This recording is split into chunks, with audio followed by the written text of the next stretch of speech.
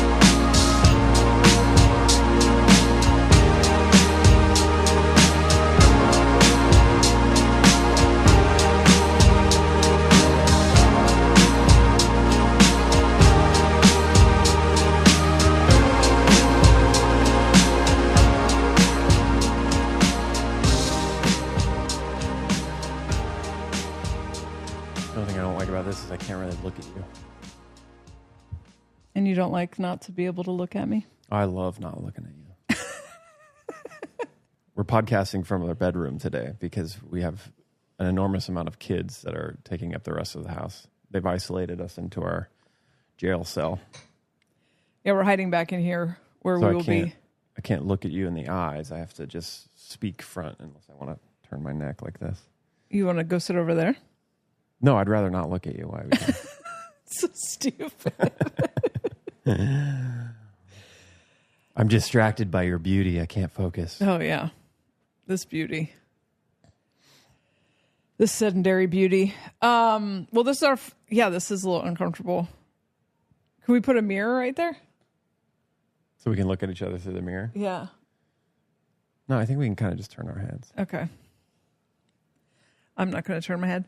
You want me to set up a fucking mirror over there so we can look at each other? The feng shui will not allow it. So this is our third time recording this. We are recording this actually today on December 29th, the same day it's going to come out. We first recorded on Tuesday, didn't like that episode, and then recorded on Friday, also didn't like that episode. So here we are. The life of perfectionists. I wouldn't say we're perfectionists, but No, I think this is the first time this has happened. I think we've had to re-record this a couple times, but not 2 times on the same episode. It's just it's the weird Christmas break. Kids are out of school. that weird Christmas drone energy seems to mix things up a little bit. The orbs. You know the like drone energy that happens every now and then when we just got like a swarm of drones over cities? It's like you get the music and the drones and the orbs, the Christmas non-propulsion vehicles. Krampus. Got a lot going on. A lot to swim upstream when trying to talk. So we're going to try to focus this ship, and it'll probably be a mess until the kids go back to school. So here's some thoughts of things I'm currently excited about. You're not really in a rabbit hole right now. Yeah, I'm currently just like meandering through reality. Like I'm not really I'm still reading the Wave series, but I'm in this like slump with it because it's just a lot. It's heavy. It's a lot. And I feel like I have to take breaks.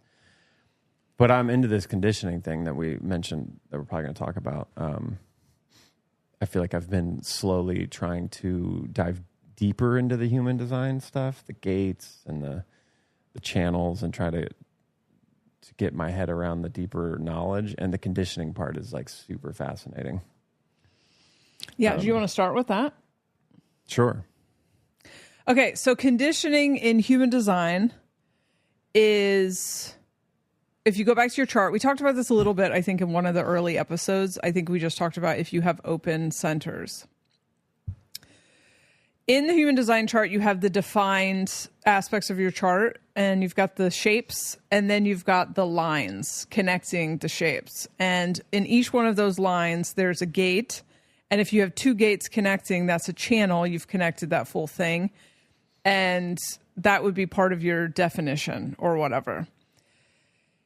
In human design, the way the energy works is if you don't have a gate or a center defined, and you are near a human who does have it defined, that temporarily, for the time you're around them, will define it for you. And so that's kind of a joke that we make, because I'm a sacral being and you are not, that when I leave town, you lose your battery. Yeah. And it's so subtle, I wouldn't normally notice it without the kind of the sensitivity around human design that I've started to learn, the energy like fluctuation. It's like when you leave, before knowing this, I would probably I would just have feelings of like a little bit out of my body and like kind of something's different. It would manifest to me kind of as like a loneliness or depression or like meaningless. Like, what am I doing? But now knowing that there's like, okay, when you leave, we might join a gate. Like there might be a gate that like we have that's compatible. So like when you're around, it's easier for me to be in touch with my emotions, let's say. Yeah. And then when you're gone, like I now don't have that gate filled. So it's not as easy for me to deal with my emotions maybe. And I think that used to like manifest as just a feeling of like, whatever, it's either loneliness or whatever happens. Like when you're gone initially, there's like definitely a significant change that I could come up with other narratives of why, but going to the human design and being like, seeing where, potentially I am now lacking energy because you're not fulfilling that gate, I can then understand, oh, that's why I'm feeling this way.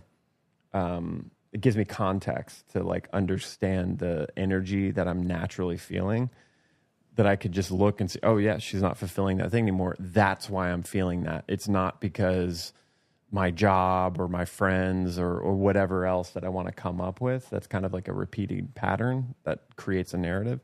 it's much easier to just be like, oh yeah, I was being conditioned by her energy, and now it's not here. I think this idea of being able to look at our energy and how we're plugging into others and how that affects us is such a hack, like to be able to understand what seems like rogue energy waves, seeing that it's coming from those connections is so powerful. I think. Like when you get around certain people and they're draining, and then you want to like make stories about their personality or there's something wrong with them. But if we really understood these mechanics, which you and I we haven't really gotten into like what the gates and channels mean other than our own. Mm-hmm. So I feel like there's probably a much more interesting deep dive to do here for, anyone listening. Like compatibility human design looks at what you define in each other and addresses whether or not that makes you compatible. So for like you and I, we complete the 59 or the 55-39 together. You have the 39, which is the provocateur, and I have the 55, which is it's the gate of abundance. It's about to be a gate that everyone's going to have because of the cross of sleeping phoenix. But for the first few years of our relationship, that actually was a tough one for us to navigate because I was feeling provoked by you all the time not all the time, but like we would go through spurts over small things that you didn't even notice. You weren't really doing anything. And so we had to learn how to work with that energy, and it eventually stopped being an issue. But then we both have the 28-38, the channel of struggle or something. Gate of fighter is the 38. Yeah. And the 28 is gate of the game player. Gate of the game. Yeah. So there's a great channel to have for this moment in time, I think. But from what I've read about it, you have to be careful not to be looking for something to struggle with. And that both of us having that energy could either be we work really well together in an apocalyptic type scenario, or we turn on each other, kind of, I would say the 39 and the 55 was the most difficult for us to work with. I've seen Ross say things like the 55 doesn't know what they feel until the 39 provokes it. And there definitely was, like, I had to navigate a deeper relationship with my own emotions once you were in my life. So then I went and looked, and I have a habit of partners with that gate. So that was also interesting. And then you have past connections with people who also have the 39, where there was a lot of mutual provocation. Also interesting.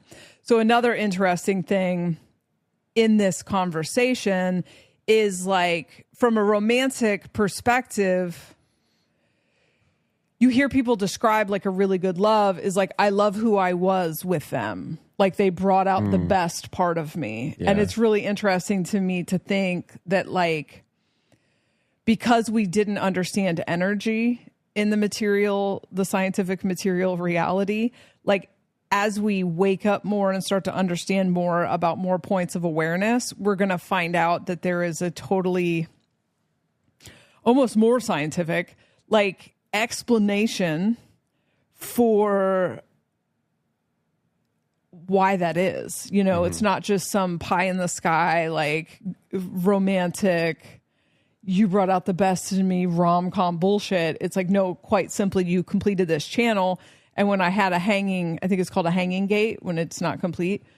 When I had this hanging gate, I couldn't complete the circuit, and I couldn't ever see what this was capable of. And now with the two of us together, I can. Also thinking about, like, you could build a business around... Yeah, orienting people that fulfill each other's gates. It gets so complex, and it's like, I've always known that I felt, like in the band I was in, like, I think with anybody's career path, like, you can look at it and go, like, I can retroactively look back and everything that I've learned about human design now I'm like, man, if I was aware of that within that group setting and could kind of spearhead understanding each other's energies and understanding more the drama that is occurring, when we know where it's coming from, we can kind of just being able to use human design to intentionally put beings together, or just even understand, okay, these two people together kind of activate each other in a non-productive way. Understanding where it's coming from helps you kind of subvert that a little bit more. Yeah. Or realize that, like, okay, we're just not compatible. Like, all of these gates are actually going to rub up against each other. We should, part You're ways. rubbing my gate. Or work on, like, I'm going to interact with the other people instead of this person. It's like realizing the harmonics that are, like, potentially there. If you were, like, on purpose trying to set people up to succeed via that, it's like it's going to be so much easier to get a flow with it. I think it's going to be such a powerful way in the future to use human design as a container to try to, like, really put the puzzle pieces together with a business or a relationship or family or whatever. Understanding that is such a amazing tool. I feel like I've known that's there, but really understanding this conditioning thing has helped put emphasis on actually how much it could change things. This is such a fucking tool for the Cross the Sleeping Phoenix also, because, and sorry, I'm never going to stop harping on this, but the way the Cross the Planning works is homogenization of this is what is expected of you, this is what you need to do. And it's not at all going, okay, here's an individual who has a different way of doing things. There would never be anything like human design fitting into this space, because something outside of you tells you how you're supposed to show up, and then you're just supposed to be ashamed of yourself if you don't show up that way. And human design is like, no, this is how this person is wired, so this is how this person would best show up to this business, or, and I'm using business as an example, not in like capitalist business, but in a new way of building things that are actually efficient and function. A lot of the reason that things aren't efficient and function is because in the Cross of Planning, it's like, we're going to connect your survival to how much money you can make, and how much money you can make is not determined on what's like best for your personality or your gifts. It's like arbitrary, set up by the system. And so only certain types of people are going to thrive in that. So relationships can be massively improved by knowing, like, we looked into this when we first got together and kind of got this understanding of the 3955. So even when we would have those conflicts that in the physical reality kind of manifested as, I have a hypersensitivity to, or did, I think we've healed a lot of this, but a hypersensitivity to mood shifts in my environment, and obviously it's like childhood stuff. Hypersensitive. And like the same thing that gives me the ability to read energy when I'm doing a session with someone and can tell a slight shift in their energy field if they're lying, that same hypersensitivity, like that same gift will have me like across the house and can tell if Mark's mood has shifted and he is irritable. And there were a lot of things I had to learn how to heal that I think a lot of us have healed collectively in the last few years. But, I had all these unconscious habits, like taking people's temperature, where then I try to like engage you in conversation to gauge whether or not I'm safe. I did that so much when I was a kid. They thought I talked a lot, and I wasn't even really talking to say stuff. I was trying to keep the adults talking so I could gauge their body language and their tone of their voice, which is funny because like now that I'm an adult, I'm like, that was probably what was irritating the adults. Yeah, you're just checking people's energy all the time. Yeah, and then because it was like unconscious for me, if Mark was irritable or in a bad mood, and especially if that shifted fast, which is just kind of your or was kind of your personality. A lot of this seems to boil down to nervous system work. And once we did nervous system work, a lot of this stuff resolved itself. But then I would start taking Mark's temperature, trying to like engage him in conversation or whatever to gauge if he was upset. Like I said, a lot of this was unconscious. And then he would be snippy, snappy, sharp is what we ended up calling it. And then sometimes that sharpness would just come out of nowhere. And we learned about Mark running out of space and battery. And so it was over the years we learned about different angles of this, but we found out the 39-55 thing pretty early in it. If I remember correctly, looking up compatibility in relationships, this was going to be the hardest thing for us to traverse. Because it's like me being the 39, being that provocation. It's in my natural state when I'm just flowing and following my truth. It's naturally going to trigger you in a way that, if not conscious, could cause problems, I think, could cause like these rifts that are like unsolvable. But being able to embrace it and see that there's like a reason for the provocation to maybe like it's something that has been unconscious in you for a long time that you haven't been able to like solve. And so if we're able to see that this is the natural way I'm going to show up might trigger you in certain ways, that's an area for you to look at the trigger and try to balance it out. As well for me to go, you know, this is a sensitive person. My natural provocation can sometimes be too much. It's going to spin somebody out into, you know, some way of thinking, and to try to just find that balance, you know? Yeah. And it's funny, you know, not to turn this into a relationship chat, but it's funny the like this or that way that we want to solve interpersonal relationships. So for a while, I'd say for the first year or two, the trying to figure it out would be this kind of debate between, am I overly sensitive or are you kind of a dick? Yeah. That was like the arguments. I'd be like, you're like, your sensitivity is beautiful, but like right now, this is just not a thing. This is your problem. You're too sensitive, you know? And then your argument was like, but you're a fucking dick. Be nicer and we wouldn't have this problem. And I'd be like, well, yeah, I'm trying to be nicer. I get it. I'm like crazy sometimes, but like, I don't know how to not be that. And I'm trying to have compassion. And so it's really interesting because you can figure out, like, you're able to reveal a little bit more of the shadow side of yourself and realize some of that is natural, but it's being perceived by this other person because those gates are set up. It's like, it's amplified and it's right. So it's like a combination of being able to see parts of yourself that you can work on and be a little bit better, but also not throw the baby out with the bathwater and go, well, I am also just like naturally going to provoke stuff in people. I need to embrace that and have compassion with it and see how it connects with you. And so I think we had to just oscillate back and forth for a while, learning where the line was to really like accept how each other are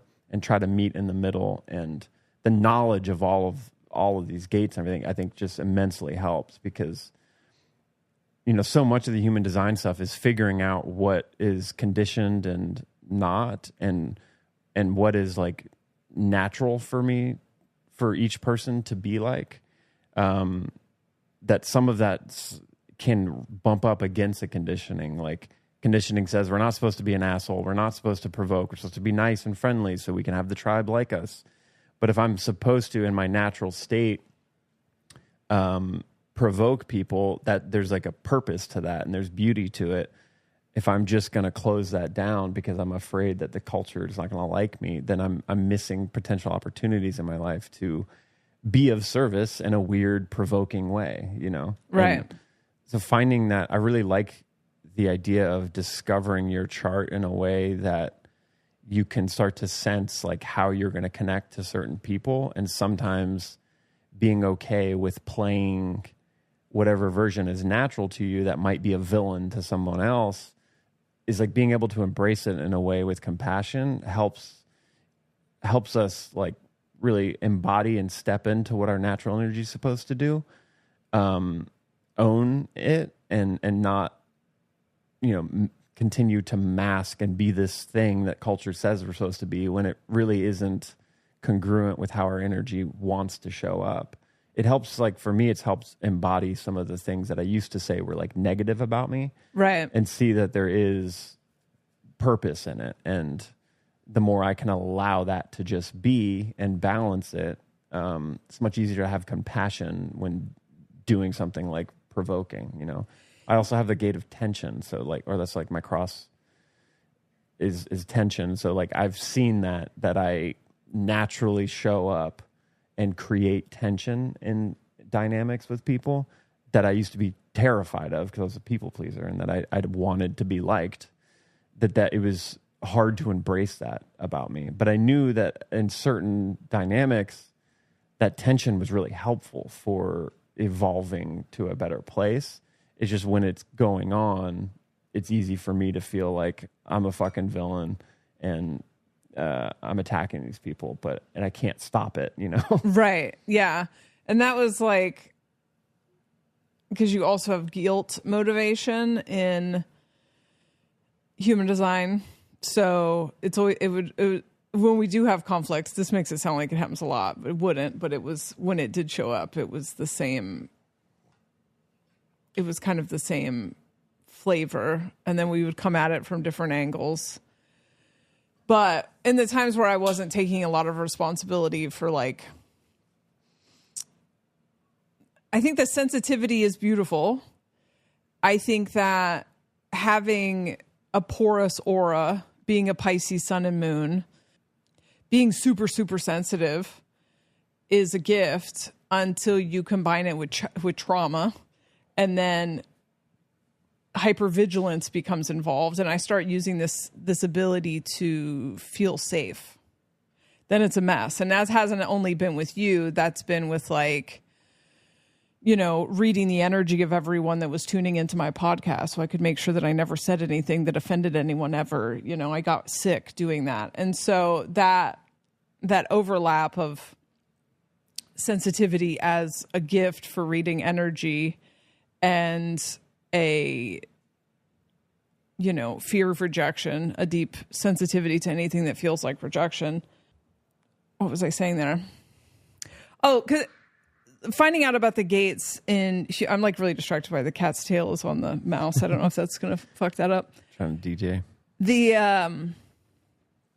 What learning about the gates was helpful for when I wasn't in my own victim consciousness is that the provocation I'm feeling with you isn't all about you, and it isn't necessarily like, it's an amplified energy that also, if I understand correctly, and I could be butchering this, defines our solar plexus when we're together. Mm-hmm. So we're feeling feelings in a way that we don't ordinarily feel feelings as undefined solar plexus. If I understand that correctly, that's what the fuck it feels like. Yeah. And that's interesting because that's like that on one hand can be overwhelming if not understood. But if understood, then it's like, oh, this is a great, we amplify a positive thing in each other to feel more emotions like that I wouldn't maybe be able to make sense of without you. And so, but again, it's like that can be interpreted as helpful and not helpful if you don't understand it. Right. So ultimately it was like, these were really kind of small, really small run-ins, especially if you know any Capricorns. This is kind of like, especially a Capricorn projector, these would be like, we're talking about what we're going to do later in the day, or I start going too hard on like scheduling, semantics, logistics stuff, which your brain doesn't like. And then you would be like, and that would be it. But to me, that's so fucking blown out of proportion because I'm very sensitive to everything, the smells, the lights, the sound, the refrigerator's making. Like my life is that of overstimulated, oversensitive to all things. So that to me is very amplified because then we are also like activating like erratic mother wound. Right. And so then when I have a huge reaction to that, proportionately huge reaction, like comparatively to you, it's like, what the fuck, you know? And then your kind of go-to would be like, I'm horrible, because this isn't the first time this come up for you. And so Mark has the incarnation cross of tension, which is the only incarnation cross that is about affecting other people. Like every other, if I remember correctly, every other incarnation cross is what a fucking bummer of a setup you picked, to be honest. I'm learning to love it. It has no, been, it is. It does make you very cool and unique. But so you create tension in the lives of anyone who's around you, which is great if you're really into transformation, which I happen to be. But when you know, you've been like a source of frustration for a lot of people in your life. Yeah. And that's because you're there to bring transformation, which I think is a really good fit for someone who has crossed the sleeping phoenix, because I'm here to die and be reborn a million times. But when you're in it, like when the tension's kind of, and I'm wondering if that 39th gate has to do with that, because they're very similar. Yeah, it definitely has got to be affecting it. So now, all this to say, unpacking this one, because this is one that we're familiar with, if you're someone who also has that 55th gate, or, and we'll get into this in a second, like people who have, everyone's going to have the 55th gate conditioning soon, because it's part of the sleeping phoenix. Right. And so all these 39 gate people walking around the 39th gate are going to be provoking the 55th for people. So we're going to be having all kinds of new energy dynamics. And I'm sure we'll talk about this more when we learn more. We haven't learned a ton about gates and channels yet. It hasn't quite gotten there. But so you were reading a human design book the other day, and the thing that was really interesting to me, but also, God, this is so helpful to fucking remember, is the book said, like, if you're sitting in a restaurant next to someone who fills in a channel of yours, you know, is like connecting with a gate of yours, and you all of a sudden feel super inspired to go exercise or do a creative project or whatever, but once you leave the restaurant, that goes away. It's because you were literally just being conditioned by that person. Yeah. That's such a game changer to me. I mean, I know it's so simple, but like realizing that's how we plug and play in every moment is so huge, because trying to understand that, or just being aware that, like, yeah, when I was in that restaurant, I was feeling a certain way. Now I'm home and it's like gone. I'm immediately going to come up with a narrative of like, oh, poor me. I can just never fucking get it. Like, I had it then. I should have just wrote it down then, you know, and I'll create some loop narrative that is about like victim me, you know. And meanwhile, all that happened was like I happened to just plug into somebody where I had access to that more than I usually do. Is so crazy. I mean, it's just how many people we come into contact with, especially as a projector with such a like penetrating aura that's just with one person. You know, just hanging out with a friend in the afternoon, like I'm going to have a total different exchange of energy than I will later in the day without that person. And then also how this is being affected by in general, the zodiac moving around. You know, there are going to be times where like Mars is connecting a gate or amplifying some aspect of my chart while it's in that transit. Once it leaves, it's like now I'm dealing with different energy. 100%. That, and so there's so much, like you can just deep dive your own chart in these ways to see the zodiac and kind of plan out like, okay, when Mars is going to go retrograde, this is how it's specifically going to affect me. Knowing it's just easier than to go through it. You can kind of plan for it, not let these rogue narratives kind of generate to provide meaning to something where there is a way to actually just understand it scientifically. Like, this is what I'm going to deal with, so we'll make the best of it. It's it's such a game changer on many levels. The categories of reason that we had in our like less awareness and the cross of planning suck so bad, because it's like, it's all about discipline. You need to discipline yourself more, when that's just simply not how it works. It's like you have the setup that you have. And then you have the transits that are happening. So let's say right now Mars is retrograde in Leo. I wish I knew enough to tell you exactly which gates that's highlighting, but ChatGPT can answer that.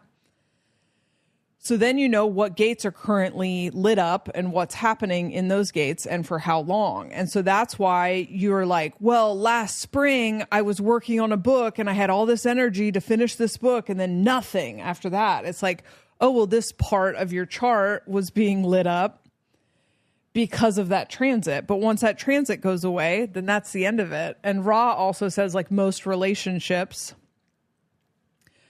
people are brought together by a transit, and when the transit ends, they just repel from each other because that transit was bringing them together. And I can definitely think of some relationships that like match that, right? Sure, me too. So I don't know that this is how this is supposed to be interpreted, but that just makes my brain think like, okay, well, so if having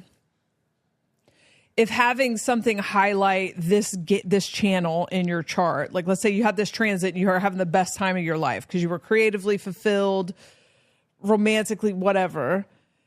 When this transit was happening and lighting up this part of your chart, then I'm like, wouldn't it be advantageous to create community with people who will highlight that part of your chart? Not like using people, but if we started to strategically come together and creatively work on projects. Like if that part of your chart being lit up made you create the best art of your life, wouldn't entering in, if it's reciprocal or whatever, if the other person's into it, like don't just drag people to your studio, but like doing an album with someone with that energy, who's going to light that up in your chart. I think that's really interesting. I think looking at relationships from the perspective of like, obviously we were attracted to each other, we fell in love.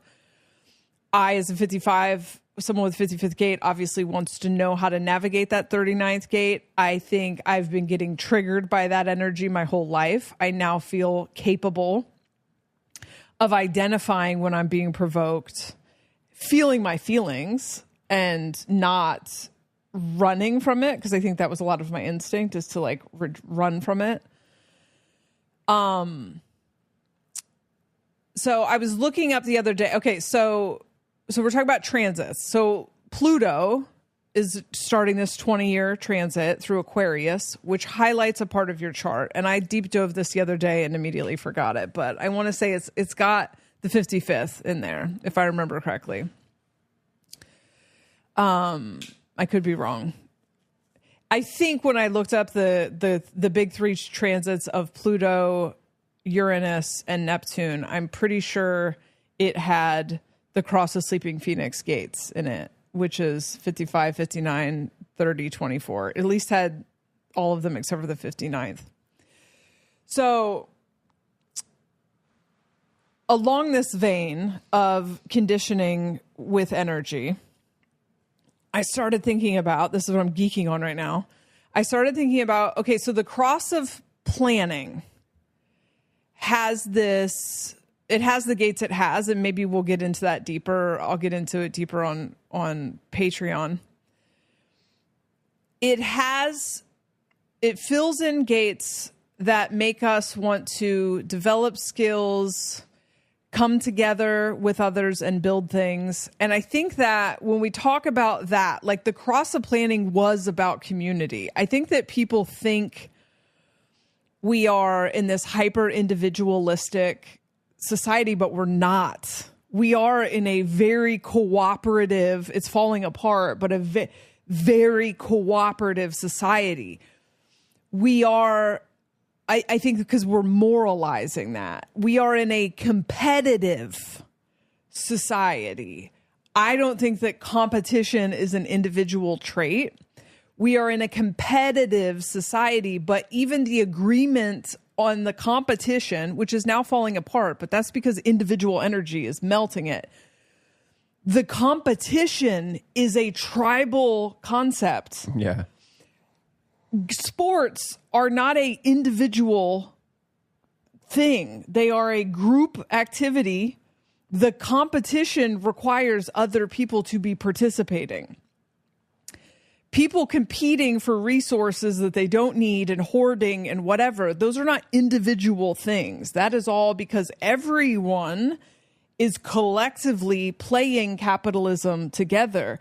And the idea that we can even reject this and find something else is an individual concept. Like individualism will collapse capitalism. I will die on this fucking hill. The fact that you go to the DMV and the DMV has the thing for your car and the insurance so that you could do the thing with the person and there's a system and a school and a whatever. None of that is fucking individual. None of that is custom made for individual needs. Systems in general are a collective tribal concept. I guess in human design it would be one or the other, but like these are not individual things. Like if this thing was framed around individual concepts, there would be no systems because individuals understand that you can't meet the needs of the individuals by painting things with a broad brush and making things big. So, I don't want to go back to all of that, but I don't want to lose a plot here. Okay. So during the cross of planning, what happens is the 4 gates, it's actually 8 because there was also the cross of the Maya, but just so I can try to stay on track. The 4 gates of the cross of planning were conditioning us to fit in, basically, to come together and to build one big thing. That doesn't mean it was equal or, beneficial to everyone. That's not how the energy manifested.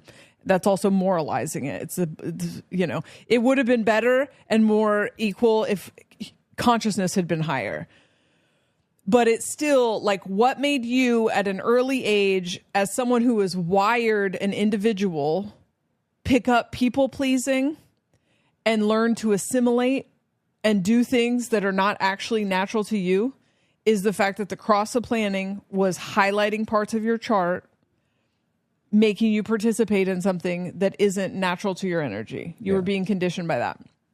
So you and I both super individual human design.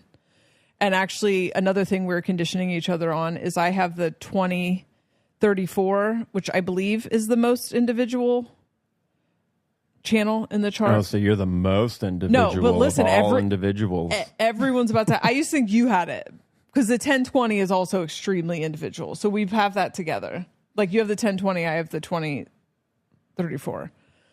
Everyone's about to have the 2034 from Crosses Leaving Phoenix.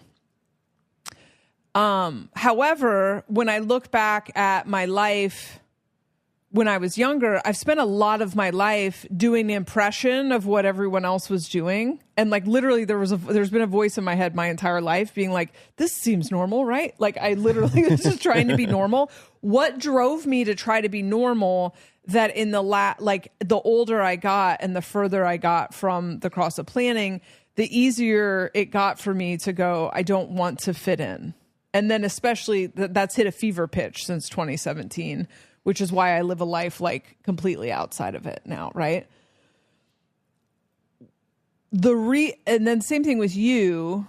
When we first met and you were still deconditioning, you would be like, but I used to be good at this. Like I used to be good at going to parties and I used to be good at going to, at participating in group activities. And I used to be good at socializing and blah, blah, blah.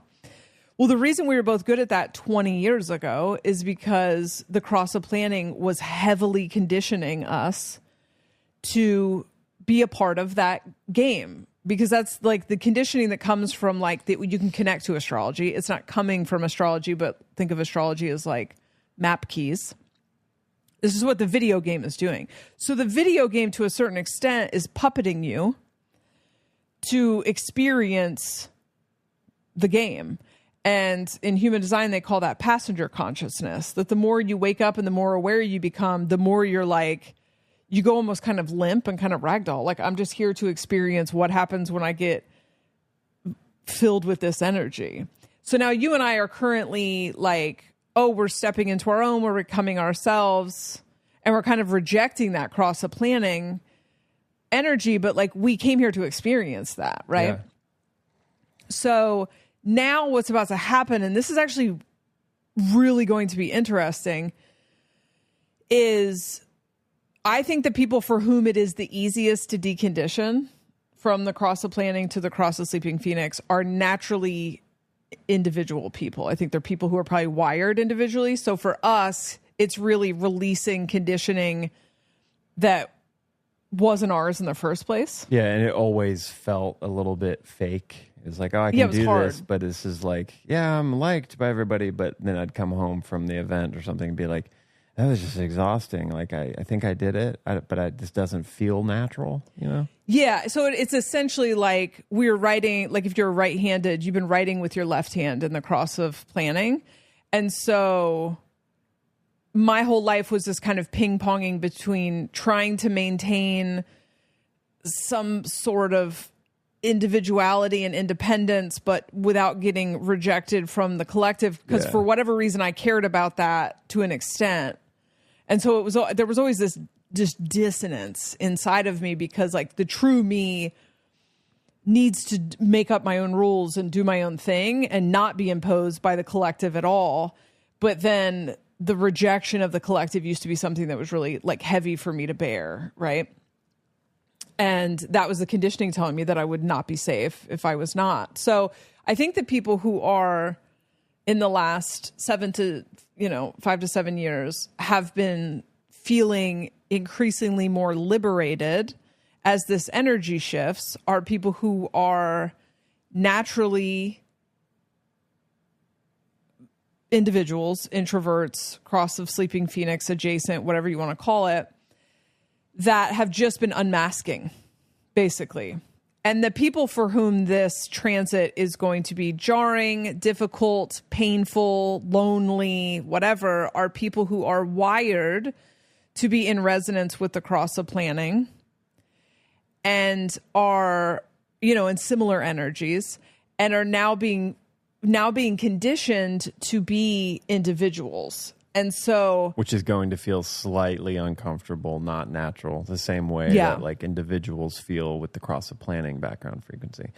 But it's not, it's like, the soul is wanting that experience of being a cross of planning energy that's going into a cross of sleeping phoenix and feeling the dissonance with that. Right. And so you see that part everywhere. You see people going, you have a lot of people who are rejecting the nuclear family. They're creating their own types of relationships. They're identifying in different sexualities than we were given as options when we were young. They are creating polycules and fucking never having kids and all these things, right? Because they're being influenced by the cross of sleeping phoenix, which is saying we don't give a fuck about any of that. Like, we don't care about it. We don't need to build family structures because we're not building infrastructure. So we don't need workers. So don't worry about it, right? Less kids. But then you have people still conditioned by the cross of planning, and they feel like, what the fuck is happening? You guys need to have kids. You guys need to settle down. Why are you all fucking queer now? What's going on? They're like trying to save it. Likewise, you see a lot of people, maybe in some ways they have like blue hair and they seem like they're very new in their energy, but they are constantly trying to put the genie back in the bottle of like, systems have to be the solution to everything. It's like systems are a construct of the cross of planning. That's it. We didn't have systems like this before, and we won't have systems like this out. We, the big we, are not going to do shit moving forward. Like, the quicker you can break that up into like localized whatever, the easier it will be. But the difference, I think, that I was thinking about the other day is I think it will actually be much easier for tribal and collective people to find their way in an individual world once they let go of the idea of getting everyone on the same page. That is the fucking brick wall in front of a lot of people. Once you learn to live and let live and realize that the illusion that everyone needs to be on the same page is holding you back, tribal and collective people can just build little communities of tribal and collective people, and they can build little systems in those little communities. It would be, and who's not going to stop them? Individuals. Like, individuals don't have, like, true individuals don't have any interest in controlling other people. True individuals are and every person I know that's really individual is very autonomy obsessed and are much more conscious of letting people be than anyone I know who is systems oriented. There are so many systems oriented people who think they're like really compassionate or whatever, but they're actually really kind of rigid and controlling. They have that shadow they don't know about. Not to say every individual, everything's not anything, but as we move into this scary time, I'm trying to present some perspectives that are actually like, this could be very cool and exciting. But when we were in a collective tribal thing, the collective and tribe decided what the individuals had to do. It was very controlling of us. And then if you stepped outside of it, you were mocked. And the stepping outside of it has looked different over the years. But, in the 90s, it was like, you had to be this skinny and your hair had to look like this and and you had to be this race and this gender, the hierarchy was fucking, and it was everywhere. Like everyone was fucking conditioned by this, where the cross of Sleeping Phoenix energy is going to break everybody up into smaller groups, and then you are free to build your group however the fuck you want. So if you can release the need for everyone to share your moral compass and you can stop trying to control other people, you're not going to be without community the way that most individuals had to live without. And it's not that individuals won't have community, but like individuals are not interested in HOA type fucking groups making decisions for us. That's not how we operate. It's and I think there's like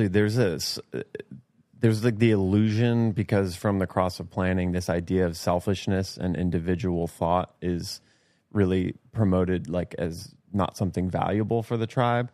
I think we're going to discover that there is a way to actually have an even more powerful unity and community with others that is based on individuality. That, again, like the metaphor of the forest I always bring up, where it's like that forest is working together in such a profound way, right, that as a whole it's like a powerful ecosystem that cannot be stopped, and it can evolve very quickly to a new environment, but it doesn't, it's based on like that community connection is based on the individual units and their being fully individual. So everything is the birds being the bird, the squirrels being the squirrel.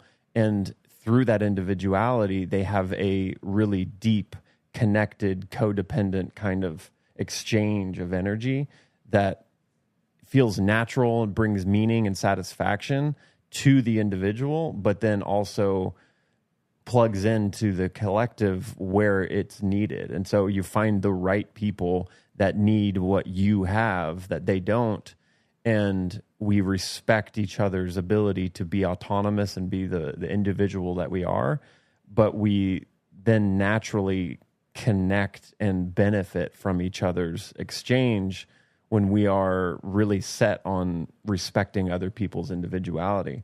And I think that's something that, like, I mean, we talk a lot about, but it's not emphasized enough. I think a lot of people that start to think about, okay, reality is going to go to more of an individual basis thing. We're all going to be on our own. Where's the community? I want community. I want exchange with people. And I think there maybe can be new systems developed around autonomy and individuality that do enhance the connections to people. And I think one of the primary things is, it begins with getting ourselves around the right people too, like being able to know what our individuality is and express that. And when that's bumping up against somebody else and they just are trying to, homogenize that individuality, that's not the right person to be able to fractally connect with. That person's for a fractal on the other side of the earth or something with a different group of people. And so finding that, like, where the connection is that's natural with the other people, that then creates the environment for us to then create new systems and have actually, I think, a more profound, powerful community than we ever have before that's based on that. Oh.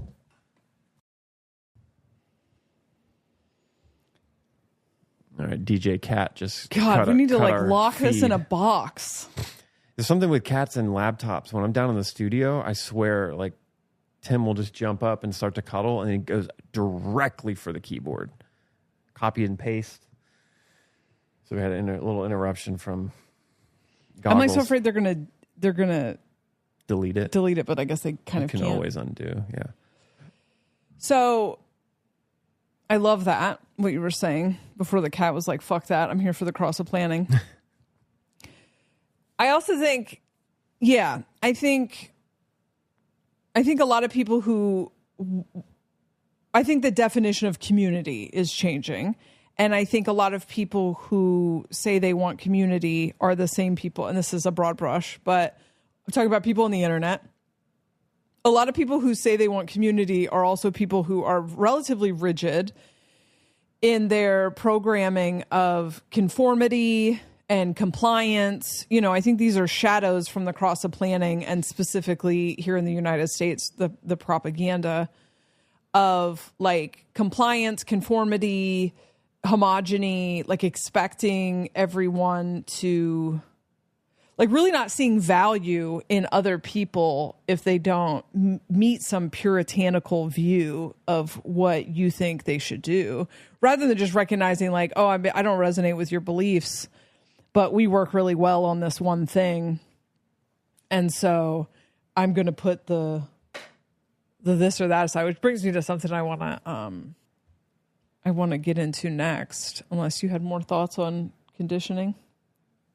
No, I don't think so. I mean, maybe just to add, we've kind of said this ad nauseum, but I really think if you just think pretty basic and simplistic terms, the idea of homogenization and like sameness, everybody trying to like do the same thing, get on the same page, like just in life in general, and to evolve.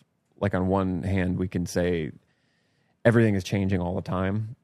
That's a good thing. A lot of people don't like change, but the fact that everything is always changing is what makes life possible.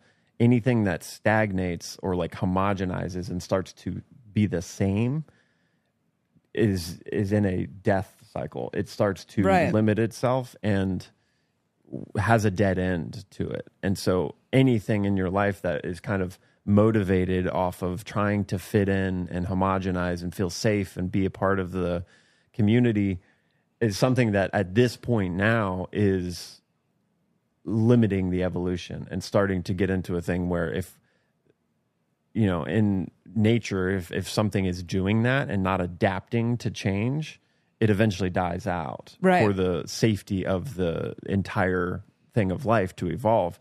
And so I just think with that in mind, it is this that can enhance the ability to be able to step into your uniqueness and really like accentuate the specific unique parts of oneself, because that's adding to the evolution, the anti-stagnation of moving forward.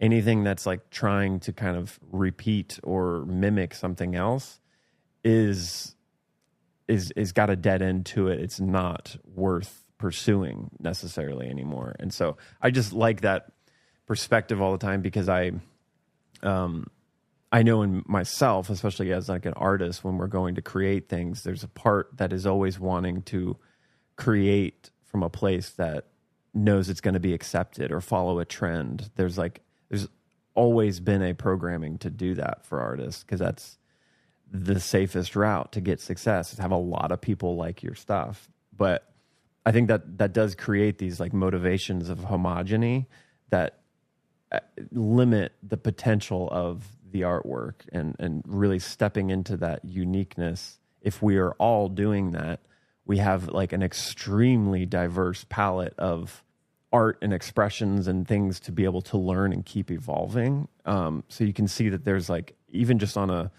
simple nature level, for life to continue and evolve, change and unique diversity is the life bringer. It's like that process, and realizing that the cross of planning has been a more motivating towards homogeny, to be all similar with the illusion that that's how we actually move forward and advance as a large group. But it of would humans. like change, but it would tell you what the change is. Like if I see one more TikTok about skinnies in, it's like, what the fuck? What does that mean? Why is the magazine telling you guys what your fucking body should? I mean, besides the like all the really gross parts of that, like that come with that, eating disorders, everything else. Why is what everyone else is doing or wearing or whatever any bearing? Well, because it used to be, because that meant people eat that shit up because they're like, oh, that's what's cool. Internal mechanism programming gets triggered. That goes, oh, that's cool. Everybody likes that. I want to be a part of the tribe. I don't want to be left out and think weird. So I need to go do that. Right. And that motivation, like the culture will hand me what I should go do, show me what I should do to secure my safety, which is like a complete fucking illusion, but has worked. Well, in the it was past. real. And that's the thing. In cross-the planning, that is how the world worked. Right. I mean, it was not supportive of individuals to be individuals at all. So I do want to just kind of circle back because I realize, just someone commented the other day, now I see what you're saying about individualism. Like there's so much propaganda calling things that I don't believe to be individualism, and there's so few people defending individualism that like, I'll just keep harping on this. This is really the premise of the next year, especially as this energy hits us. An example of this, and to be honest, I think that community building is going to be easier for individually minded people than it is going to be for conformity minded people because, and you can see this with the cannibalization of a lot of attempts at communities or movements. The energy will not be supporting conformity. It will not be supporting consensus. This is why science will fall apart, corporations will fall apart, governments will fall apart, because consensus will no longer be a construct of our reality. People will no longer respect consensus. I've been saying this into microphones for years. People are not going to care about your certifications or your credits or your, what's that called? It's like certifications, but not certifications. Credentials. People are going to care about your experience and they're going to care about your perspective and whether or not your perspective sounds like it came from your actual fucking perspective. People are going to realize, just because that game's over, there's nothing wrong with that game, but what is a certification? Like, what is a credential? You memorized a bunch of somebody else's perspective. That's literally it. Sure, there was research or whatever, but that research was from someone else's perspective. I shared a TikTok today that they did some research on judgments from judges. And the thing that determined how long someone's sentence was going to be is how long it had been since the judge had had a meal. If a judge was hungry, Wow. You're getting a longer sentence. And then someone commented, like someone DM'd me and said, yeah, we like knew this when I was in jail. So wild. So everything has always been subjective while parading itself as objective. And now that we are moving into the Cross of Sleeping Phoenix, be prepared to watch consensus-based constructs get questioned and kind of thrown away. So the reason that when I say like community will change and it will be different, it has to be kind of built on the structure of autonomy. Otherwise, it will just eat itself. You'll just end up in endless conflicts with people and not be able to build anything. This is why I was so excited about the solidarity that was happening around class consciousness, because we can learn this easier. We can learn this hard. We can learn this by coming together and realizing that we have more in common than we have separate, or you can have a bunch of natural disasters do this work, which we'll talk about in a second. Land this plane, Jessa. Okay. So people who, and this is why I'm saying like people who are more consensus minded will be able to build little communities where they micromanage each other and fucking come up with rules that they can HOA each other off in their own little things. Communities built on individual constructs are going to have supportive energy because the background frequency is going to be supporting them. So an example of this is how we handled the 3955 in this house. So in this house, feelings matter more than facts. Vibes matter. I've had that in my last few relationships. Like if one of us has a bad feeling or something, that trumps all the plans or whatever. But autonomy and authenticity are the bedrock. Like they're the most important thing. So in these conversations that we would have, that were just kind of being funny, giving the oversimplified, you're too sensitive, you're a dick. The solution always has to pass the stress test. Is it stress test? I don't know. It always has to pass the test of, does the solution allow both of us to be authentic? And like, I call this like yours, mine, and ours. Like, is this my thing to figure out? Is this your thing? And most things are our things. But simply telling you to change your behavior so that I feel more comfortable is not allowing you to be authentic. Simply telling you you're provoking to me, so you need to find a way to be provoking to me, is just taking you out of your authenticity. At the same time, if you were genuinely being, like, my request for a long time was, can you just verbalize that you are out of space rather than like letting it get to the point of frustration? And your request was, could you not take it personally when I'm frustrated with a topic that is like, could you not take that to be something about you? And then, you know, we had to keep having these experiences and kind of going, like, working through them. Like every single time it felt like we had some sort of resolution, but we really, until we did nervous system work and kind of realized the like energetic aspects of this, were we able to, like, for me to realize, like, I just saw it more clearly, like, oh, this isn't about me.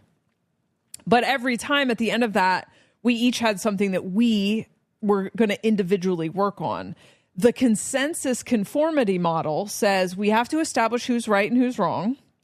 And then you need to change because we decided that you're wrong. And if I can't get you to understand you're wrong, we need to go to a third party counselor so they can tell you that you're wrong. Yeah. And you're wrong because society says that this is how you're supposed to show up. Now, in the differentiated individual model, things are not 50-50 even, Stephen. People are individuals. And like other things that we've had to work through is, you know, the difference between manifesting generators and projectors, which we've talked about, the difference between someone who has ADHD and someone who does not. And so there are times where I'm super on top of everything and I handle most things in the house for a window of time. And then I go into like executive dysfunction cycles and I don't even pick up my own coffee cups. And you end up having to pick up the slack there. And for a little while in the relationship, we had to figure that out. And then also, if my sacral tanks, you run out of energy. And so we had to learn. And now it does it feel like, do you feel resentful about that? Or do you just feel like you understand the cycles now? Yeah, no, I'm grateful for it. But so like early in the relationship, though, that's also something we had to work through, because when you're in the cycle where I'm doing nothing, it can feel like this is my whole life. But then after a while, it's like, oh, okay, this is just kind of the ADHD cycle or whatever. But if the foundation of our relationship wasn't letting each person be who they are, that could be a power struggle for us, or a story about how, like, I know people who are in partnerships with people with ADHD, and they are really frustrated and unhappy because if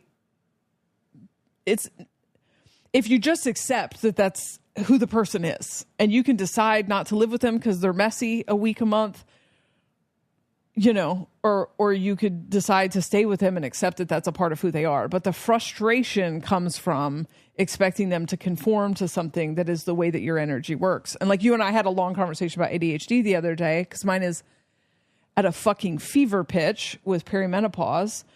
And I'm dealing with a lot of executive dysfunction and a lot of feeling like I'm chained to the bed with just no energy to do anything. And you just did such a good job in that conversation of being like, yeah, I mean, I want to tell you to just like get up and do something, but I get that you're experiencing something that like I don't experience. And so I actually don't know. I can tell you what I would do, but I don't think I have the experience that you have. That's so like next level. And obviously we've both improved on that in this relationship, but that's the foundation of community as far as I'm concerned in the future, where the foundation of the current model of community is, let me impose on you how you're supposed to show up.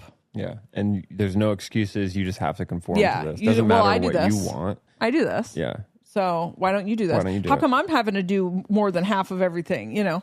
And it's like, and the reason that I push against that is because it doesn't work. No one's happy.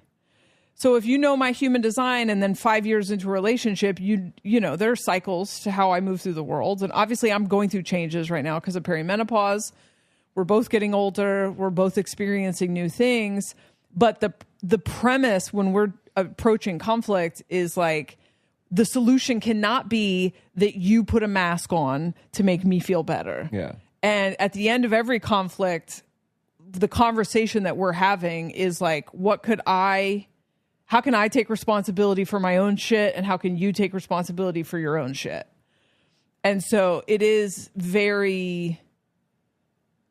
it's just like autonomy is the thing and so sometimes it takes us a year to find a solution, you know, because the solution without infringing or imposing never makes itself. It didn't make itself obvious until we reached a certain level of consciousness.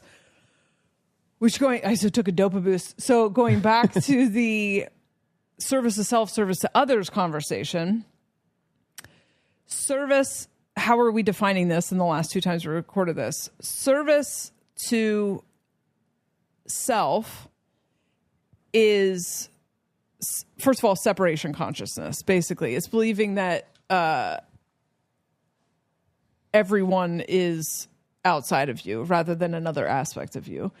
And then therefore imposing your version of reality onto them, whether that be through control, through fascism, or through savior complex, rescuing, imposing your moral compass. Those are all forms of service to self. They're all forms of, I am the main character and everyone else needs to orbit me and what I think it should be. And it's subtle in a lot of ways because sometimes that can be parading as like doing good, but you don't know what other souls came here to experience. So if they didn't ask for your help and they didn't ask for that specific help, you know, like my sister who was in addiction that I was trying to rescue from addiction, or my sister who was in an abusive relationship who I was trying to rescue from an abusive relationship.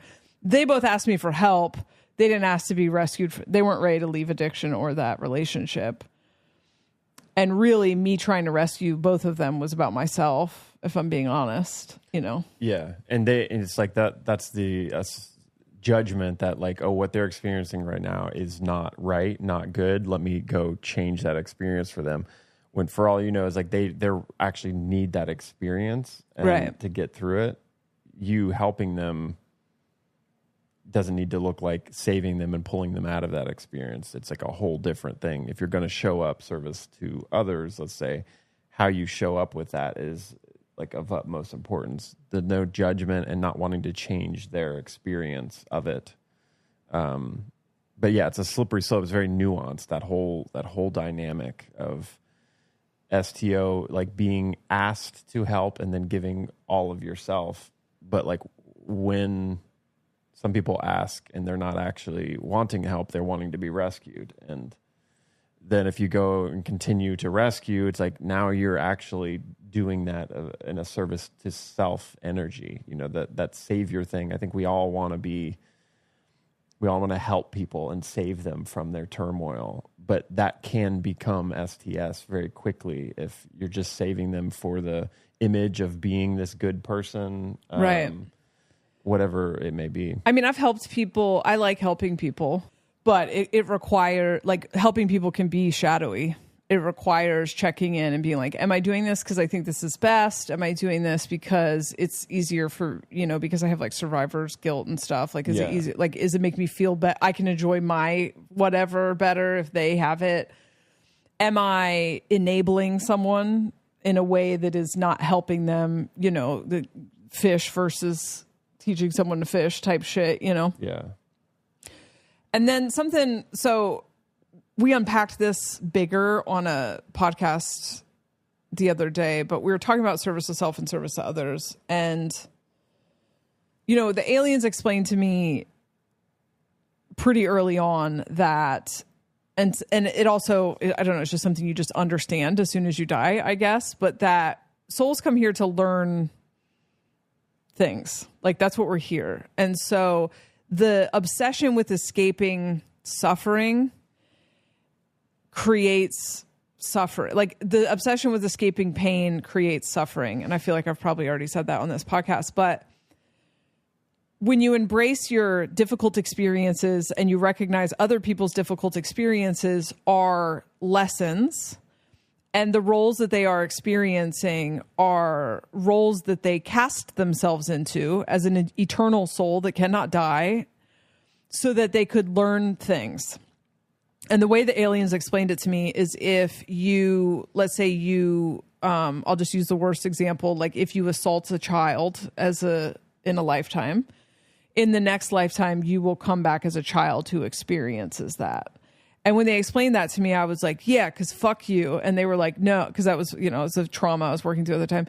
They were like, no. But also, if you experience that as a child and you don't understand the full breadth of that experience, you will then come back as the abuser in the next lifetime, because the imagination that is split up into a million pieces, that is us, is literally just here to look at itself doing every imaginable thing. And, you know, that concept can get spiritually bypassy pretty fast. So I'm not promoting that. This is definitely something that, like, you have to hold paradox. So understanding that every experience that is being experienced is because every experience has to be experienced. And if you don't believe that, this just probably isn't, like, I'm probably not the voice in the microphone that you should be listening to, I guess, is because that's the premise through which I am looking at most things. So in the service to self, service to others framework, what makes sense to me is that service to others is a consciousness that understands that I am in a video game to experience a certain set of experiences and to become aware of a certain pocket of the human experience. And that I've done this a million times before, and I'll do this a million times after. And that while you and other people are contributing to my video game, you are in your own video game. And you are meant to be in your own video game, expressing whatever you are meant to express. And this is where it gets kind of tricky. So when we're talking about psychopaths or billionaires, they are playing the video game that they are supposed to play. Like, that's what that soul decided to play. Yeah. And it's a massive waste of energy to lament or shadow box what that character has decided to play. And so that, going back to the conversation about, like, letting Trump live in your head rent free, or the Democrats or whatever, obsessing over how someone else shows up is a huge waste of energy. Like, you get a cup of energy a day, and we get different size cups depending on your energy type. Fist fighting the air over what someone else is doing with their energy. Like, when someone's a psychopath, that's it. They're a psychopath. They're a true psychopath. They're not going to change in this lifetime, I don't think. Yeah. That just is what it is. It's like Jeff Bezos he's spending $300 million on a wedding right now while refusing to pay his people more. That's not surprising. That's what that dude is. That said, you can choose to play the character that is in resistance to that. You can choose to play the character that makes their character's game difficult. But there is a difference in that, and it's how you use the resistance. You can harness that, like, and I don't know, does that make sense? Like, one is just kind of pissing energy into the wind, and the other is keeping all of your energy and playing the game accordingly. One is going, this shouldn't be, but there's no such thing as this shouldn't be. And also, if you don't agree with that, then don't listen to me talk. I don't know. Literally in the game of life, there is no such thing as shouldn't. If it is, it is. Yeah. That's it. That's what the fucking imagination that we are all a part of wanted to see what the psychopath looked like. Death isn't actually real in the grand scheme of things, and it is a game, and then we'll die and reincarnate and be a part of another weird fucking thing. So you can look at the systems currently and go, I don't agree with these systems, but it's not going to live in my head rent free for no fucking, it's not going to take more energy from me than it's already taking, but I will make the collapse of the systems like part of my game. And that is like what I'm doing. That is, it feels weird repeating this because I've said this on a past podcast, but like when Braveheart came out when I was a teenager, like I was fucking obsessed with that opportunity to be like disemboweled in the public square screaming freedom while just like fucking over for the underdog. You know, I love that. I fucking love that story. Now, I'm a little annoyed that the revolution has synced up with my perimenopause, but you know, the revolution's going to be on the internet this time. So I'm here talking to microphones, helping people realize they don't need to respect the government. And that is my contribution. And you're using your energy, the energy around that in a, you know, productive way. Right. Instead of pissing it to the wind and just bitching and complaining, trying to, you know, change the reality, change something that is, by actually, you know, embracing and playing the character that is something that is resistance to that is so powerful. I think if everyone is doing that, it's one, disengaging from the energy that is vampiric makes it harder for it to be vampiric when there's less people engaging in it. Right. And then just adding a sliver of energy towards something that is, you know, going against that, helping it come down is huge, even if just a sliver, because if everyone's doing that, it very quickly, you know, can shift. Your frequency is determined by your perspective. And if your perspective is it's not fair or this shouldn't exist, those are disempowered frequencies. It does exist. Start there. Yeah. It does exist. What can I do about it? Well, I happen to be educated. You know, I see people on these apps now exchanging information about how to force the insurance companies to accept your claim. And now that information is being exchanged across all of the working class because there is solidarity for the first time. And I guess I'm going to save my millionth rant on why solidarity is a massive leap in the human consciousness. But that person is taking their energy and they're, you know, fucking over the system. And that is a great use of energy. I think the reason it's hard to explain, like, I think because circling back to Krista's question, like, what's the difference between hating Trump and, you know, the CEO thing? And it's like the CEO thing brought people together, and anything in which people are coming together and actually identifying that the systems and not the personalities.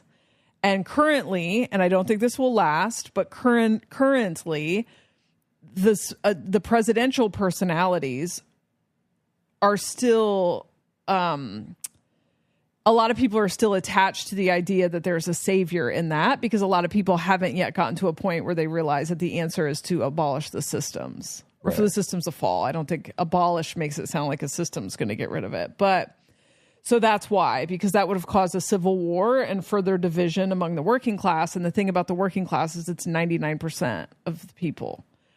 And working class versus billionaires is still us versus them, but this thing comes in stages. Yeah. And so the working class realizing that your neighbor having different political beliefs than you 99% of the time is not going to actually have impact on your life, because that neighbor isn't actually making decisions for you. And your neighbor is conditioned by propaganda, just like you are probably conditioned by propaganda.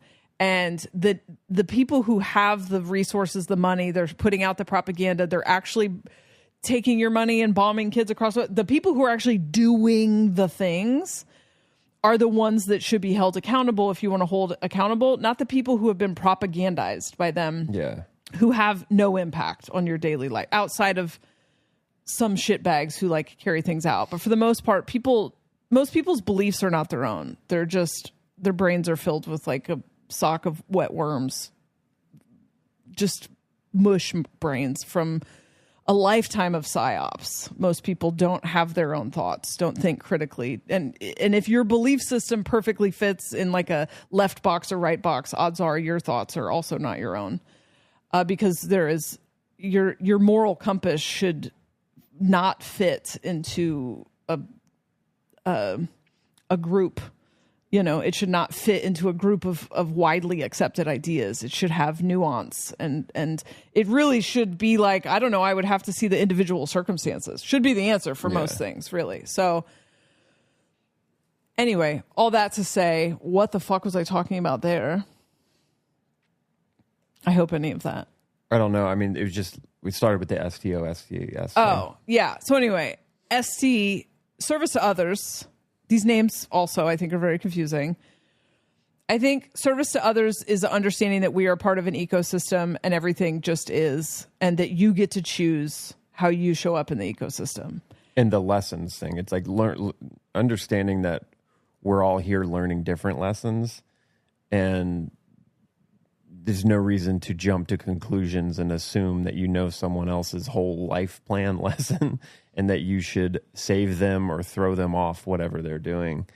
Because on a macro level, the morality is not really involved in the lessons. That's something we kind of take on here and starts to become a motivator to change things when really, I think this idea you're talking about, like kind of radically accepting reality as it is what it is, and recognizing someone else they're on a different life path lesson, and disengaging from trying to change those lessons, staying in your own lane, and you know, dealing with the lessons as they come, I think is a huge realization if people have that, because that there's so much energy being wasted on like trying to change someone else, or being extremely bothered with someone else just living their life. And especially if they're not a part of the system control, they're not really doing anything. They're just, you know, parading certain beliefs that somebody gave them.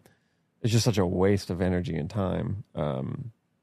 That this idea, I mean, the Wave talks about that, the Cassiopeans, it's like, all this is lessons, y'all. Like, everyone's just like learning lessons, and that's the game. That's what it is.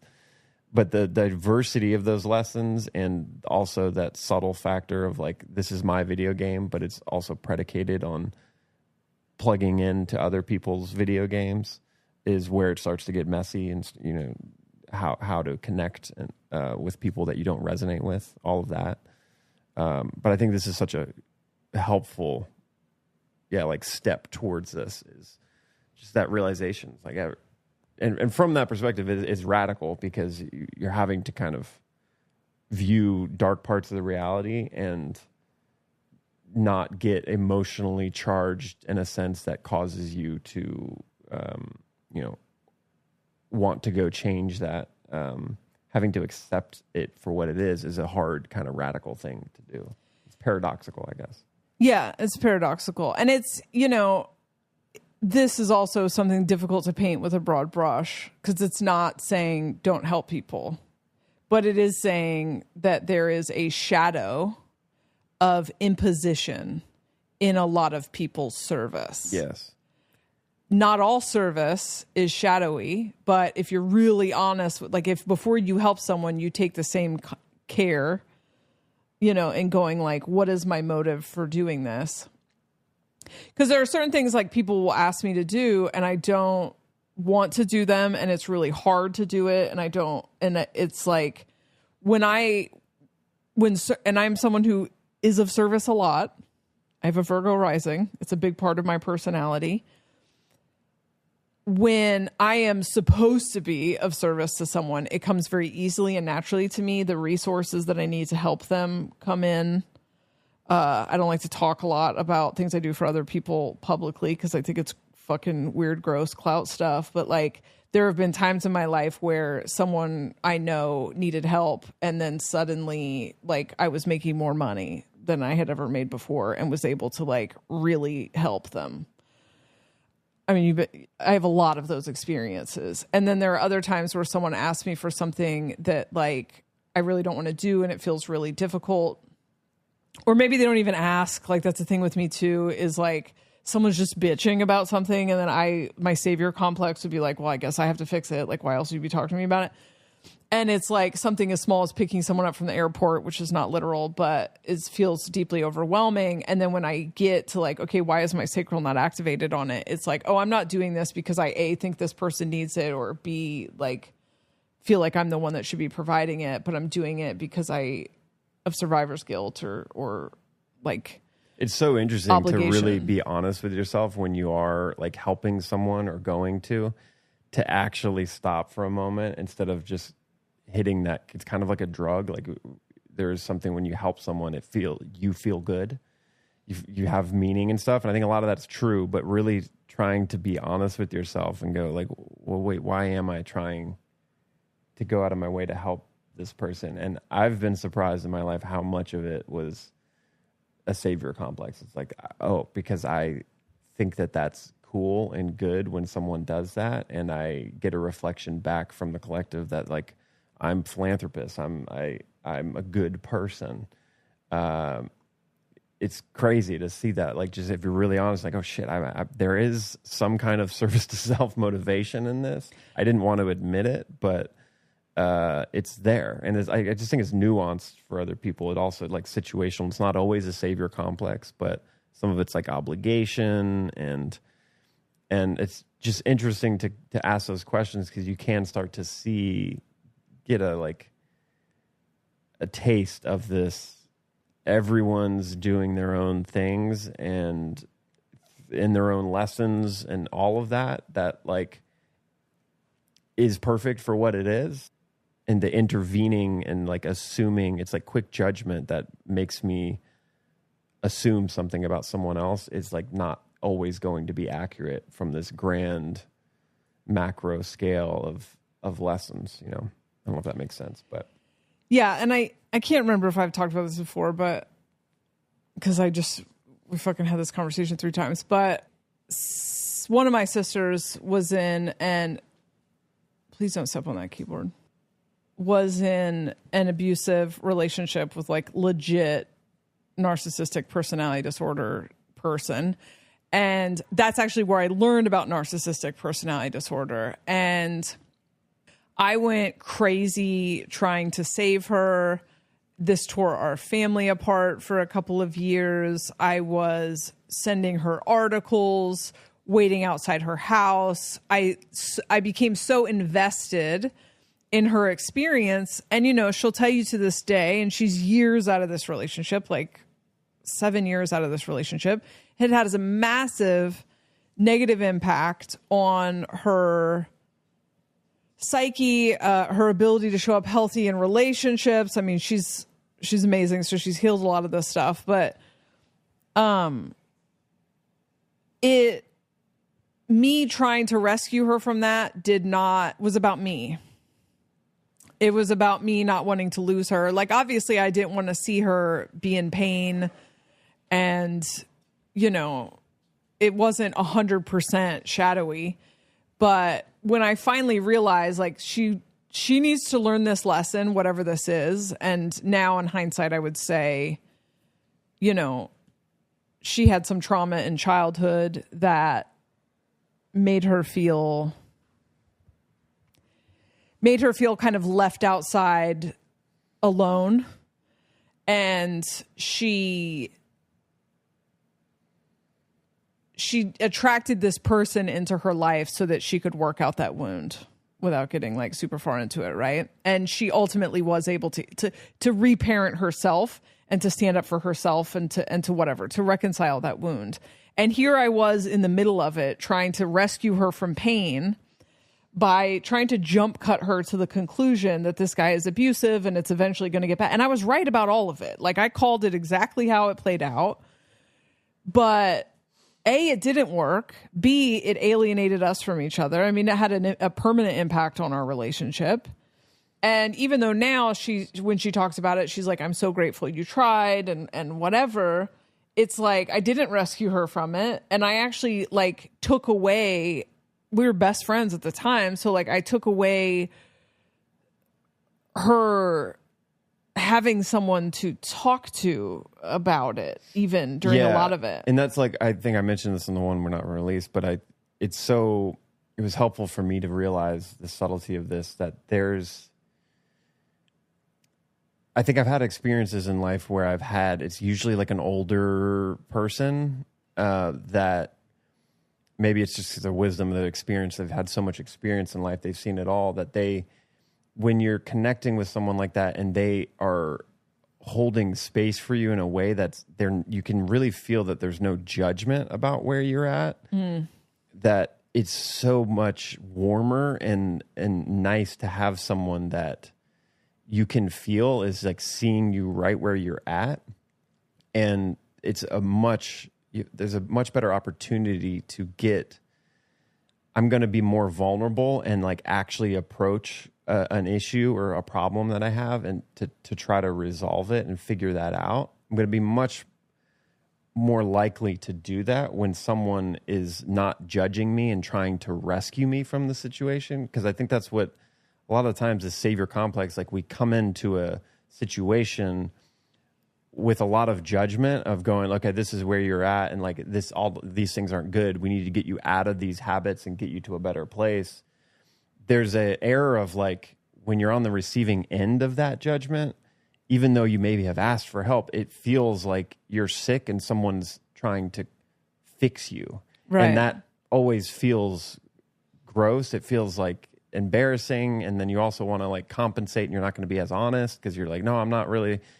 It creates this like that judgment. Like when someone's coming in trying to fix you, it feels like they know better and I'm all wrong. And it's just not a good like exchange to actually be vulnerable and integrate and learn those lessons.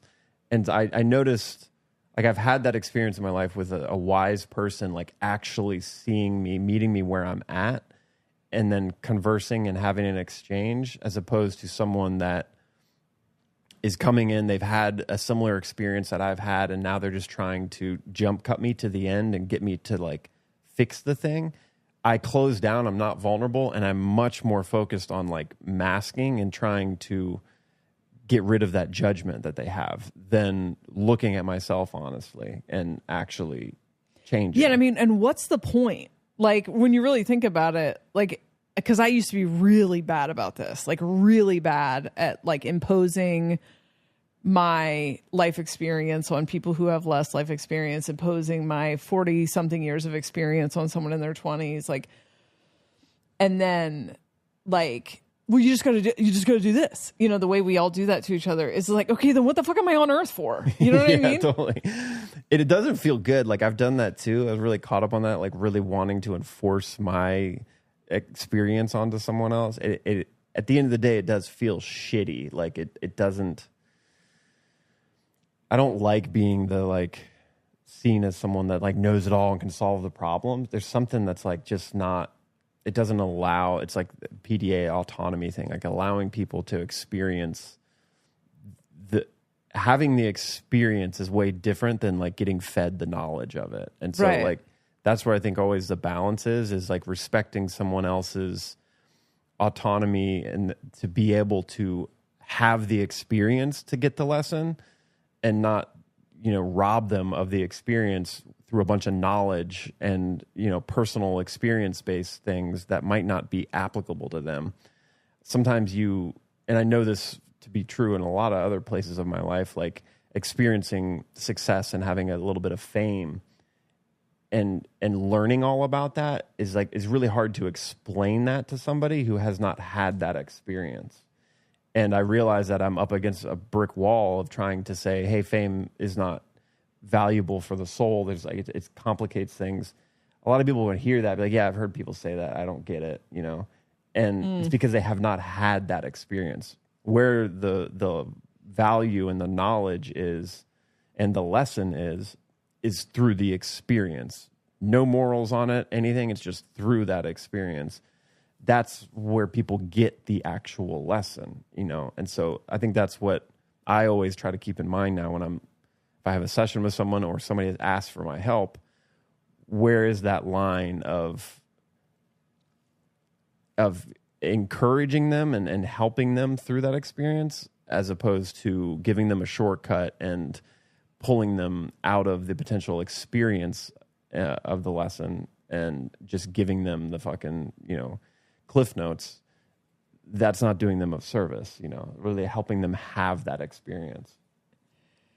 Even if it is somewhat, you know, they're going in if the culture would say going in a negative direction or something, you know, when we judge that, it's like, I think drugs is an obvious thing here. Like for me, it's like I needed to experience the too much, experience the addiction, experience that dead end to go, oh shit, I don't want to do this. Yeah. I was never going to be told off of that ledge. I needed to experience that end. And so knowing how to like, and it's hard when it is something, if I have a friend that sees me like addicted to a thing that is destructive, well, they're going to want to stop me from doing it, you know, and figuring out where that line is to how to like gracefully be there for someone and not yank them out of the experience too quick. How my parents, I feel like I've said this on this podcast, but how my parents handled my active meth addiction was like a perfect example of the energy of serving others in a way that does not impose. And that is because they were both recovering addicts, I think. There was a boundary early on when it became obvious that I was on drugs, that like, we're not going to enable this. And if you have someone in your life who's on drugs, I don't recommend enabling it.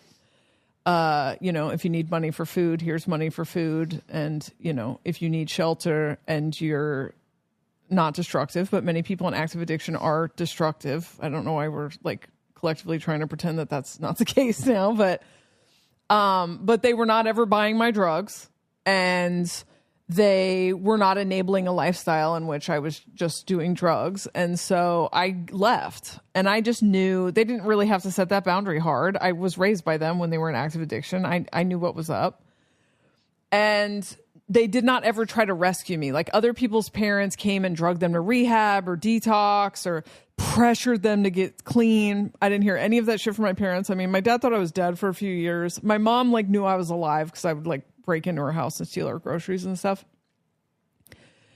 And so there's a couple years where nobody heard from me, but like over the course of 5.5 years, I didn't entertain the idea of getting clean, and they didn't pressure me to get clean. And after about 5.5 years, I needed teeth. I was going to do something really stupid to get teeth that probably would have got me put in jail. They stepped in. My dad was like, I'll pay for the teeth. You know, and he lived across the country, and so he was just getting info from my mom. But then they waited, and my dad, projector, who really struggles to wait for the invitation, like I went out and saw my dad for the first time in 5.5 years. I spent Christmas with them. No one acknowledged that I was very clearly like fucked off on drugs and had just been missing for 5.5 years, until I said at the end of the visit, this is the longest I've been sober in a long time. And then he was like, how do you feel about that? He was dying to talk about it, you know? Give me the invitation. And then as he started to talk about like what sobriety, because, you know, he was obsessed with sobriety back then.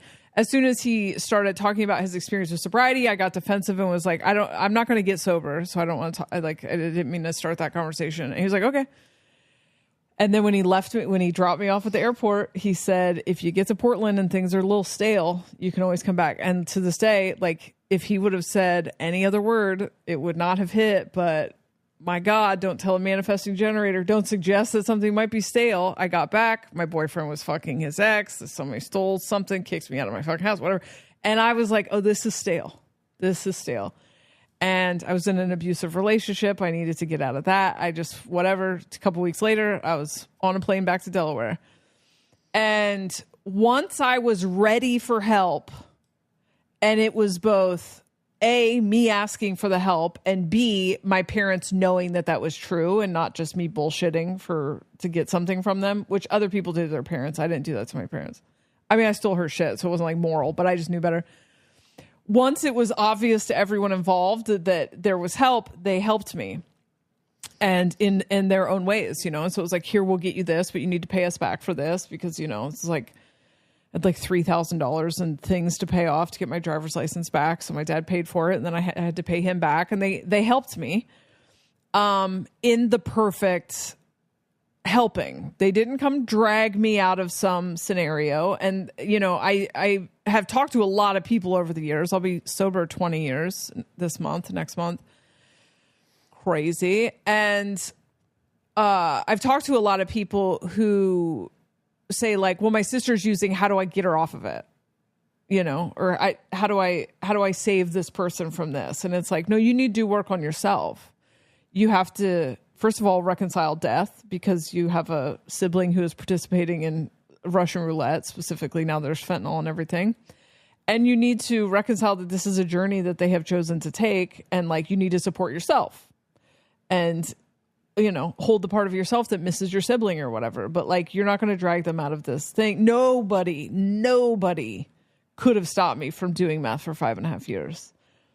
And but then I tried to rescue a different sibling of mine from addiction. And when I look back at that, it's like, yeah, I was right.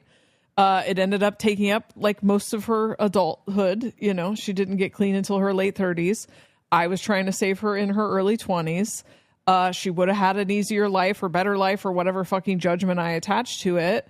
But that wasn't the path that she needed to take to figure her stuff out. I mean, we were both raised by an addict. And so to some degree, I think we are the ones who closed out that, who was also raised by an addict. Like we were the ones doing the work on the ancestral trauma. I mean, I think addiction goes way the fuck back on that side of the family. And so that was the work of this lifetime. And I also alienated that sister, trying to save her from addiction. I thought I knew better because I had gotten clean, but I wasn't respecting the fact that and she did ask for my help, but she didn't mean it. And if I was being honest with myself, she didn't mean it like that. And so these are just examples, I think, of the way that service to self, I feel like service to self is main character syndrome, in which you want to be the god of other people's reality. Mm-hmm. And that can show up as a psychopathic dictator, but that can also show up as a micromanaging sister who thinks she knows what's best for her siblings, in that I'm trying to rescue them from pain, which seems noble unless you understand the fucking point of human existence. Yeah. In which case, my energy would have been much better sent being a person that they could come to talk, which I ended up not being with both of them because I was fucking judgmental and obsessed with changing the path that they were on. The judgment is also, it's like, even if it's not overtly there, I feel like people that know they're kind of on a path that's like maybe bad are automatically going to be projecting onto someone else, right? Like, you're judging me, and you can feel the judgment, even if you're trying to hide it and be just, I'm going to hold space. It's like, it's fucking there. So you're like really trying to not be in that judgment, assuming that you know what's better for them is so helpful to be on the other end of that and have somebody that's actually holding that space with no judgment. Well, when you're trying to rescue someone from their life experience, first of all, you are being judgmental, which I think is like, whatever. It's just someone else's perspective. But it's also like, now I've made this life experience they're having about me. Mm-hmm, because totally. Every time the guy did something shitty, it was like, in my head, I'm in a movie about myself, where it's like, yeah, well, I fucking told you that guy, I told you to get sober 10 years ago, And so it's like, yeah, it's service to like, you think you are the main character in other people's movies is like you think you are separate from that person. and simultaneously the god of their reality. That they are orbiting you. It's all self-obsession, but we hide our self-obsession behind empathy and compassion sometimes. Where at the end of the day, it's like, yeah, I don't. First of all, I don't want to lose a sister to a psychopath or to death. And then also, like, you know, both of those things alienated them from me kind of naturally, because my sister was like, all her time and energy went into the abuser, and then the other ones, all her time and energy went into using. And so, like, at the core, there's also the shadow of, like, quite simply, I want them to get their shit together so that we can be friends. You know, it just is really, you know, I think service to self, service to others is separation consciousness, in that you think that everything is separate from you. And so for some people, it shows up as like people are something to climb. But for others of us, it shows up as some people are something to fix. Yep, totally. That's perfect.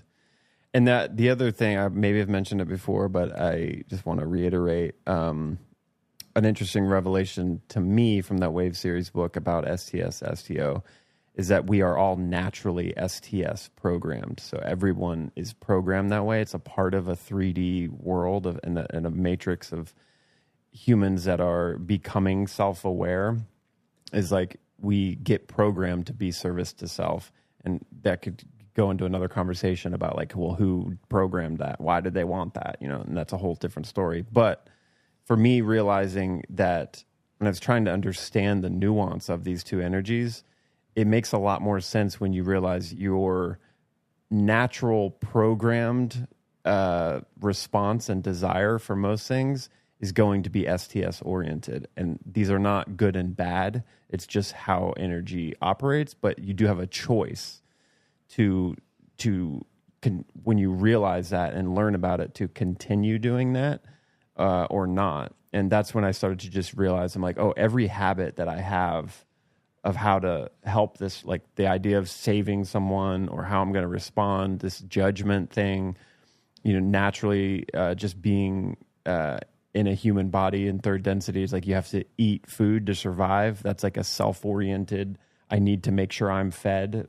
or I'm going to die. So you start to, you know, that's a looking out for yourself primarily kind of motivation. There's so much that I realize that is from this conditioning that is service to self parading as empathy and compassion and being, you know, philanthropic or whatever, being helpful, that is actually service to self. And for me, it just helped me decondition more, or be aware of those conditionings that come up that immediately want to make me save somebody from a bad experience. The motivation for me to make it about myself is a natural programming that it's like the default. Yeah, it's like the default. You have to do a lot of work to change that to something else. Everyone has to do so much fucking work, like so much deconditioning to actually be what I understand is just to be an STO candidate for a different reality, so for a fourth dimension. You have to do so much work just to start showing up daily, confirming to the universe or the cosmos that, like, I'm trying to be STO. I would like to not be this way. And I'm working at deconditioning the programming that was given to me to be this way I don't want to be. And it's like, that's all I think that is needed to start to orient, to get into a fourth density reality and be of service to others and to deprogram it. I think for me, it just helped me, like, not feel so victim-y about when I was really being honest with myself. I'm like, damn, I am kind of motivated by this service to self thing, but I really align, you know, through the mind, like with the STO thing. I really want to be that way. But my God, I'm just showing up every day, like habitually doing this STS stuff. And then realizing I was like, oh, that's how it's programmed. I see why the function to do that. I see why it works.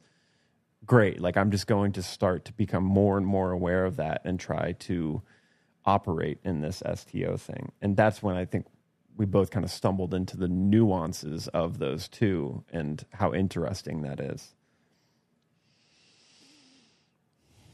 I love it. Not that you have to, like, I feel like even candidate. Yeah, when I get a lot of the languages. Why is all of the weird. language like that? Yeah, I'm not really sure. Is this already really long? But I think it's like the idea of the candidate is like, again, this is an evolutionary kind of thing. We're all here for lessons and we're all trying to grow and evolve. If we can all collectively evolve in similar like rates and like frequency, then we get the opportunity to kind of build a new reality ourselves with people. And so the candidate is almost like the universe kind of putting a testing evolutionary mechanism on wanting to, and they even use the term harvest, like harvest beings that are capable of evolving and like making a leap into a new evolutionary pattern.